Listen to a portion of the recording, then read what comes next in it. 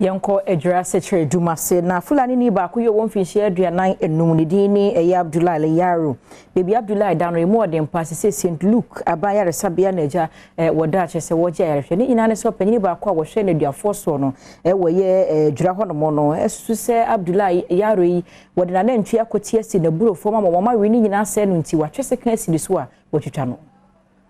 Sare usemisi Ejura Nkwanta wabra na prison officer yi wo Fulani ni Abdullah Yaro kwa du so wa mane na ntwi abasai na bura wadua e wo nafuo mu nanso omanfo kyerese prison officer yi enyade nafuo ne bemba bia emo yi ekokoweye Adom Kasee anan eko St Luke Hospital ye ho na Abdullah Yaro eda woje ayarehwe na ne yire ene Adom Kasee atwetwe enkomo ekere dekodia potia esiye enkyeremu abintu Abdullah editu dwa eni Wasani na ntwe na wode kwa didie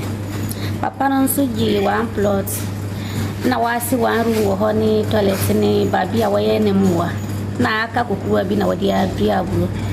bacha afia na buro no nso fifiri na obi sabia bi nsinche na wono de waye gade enso mbo ano baaye no de bia ya mufala isutwom saa de no de omo ba na me bakitwa no wa akire na ne papa nso wa nim se wo kotwen saa ne ma na mbo na achum. And so papa me kunu kono na prison officer na sia na wokwa nso na wo kire ne say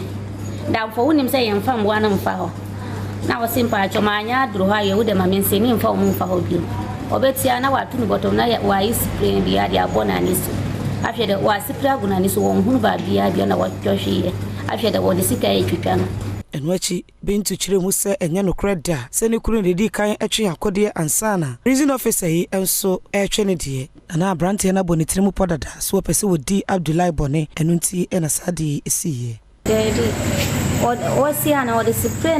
na no na wohia se na watwitwa no wan fa bansi ano dokuna ntwe ise kan ana ba enti se kan no nya ne ise kan prison officer na ekita ne ade a wodi ye na adwuma wo ho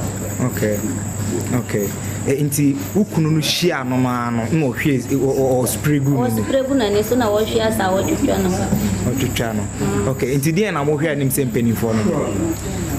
mpa cho mi hwie se mpanifo no mbo na ye ne prison officer no ye ntimi ntwi ne sanu kura kwa want me ya juma nhwe ye bi na mpanifo no nka bi mbo ye de mi to mi bi ama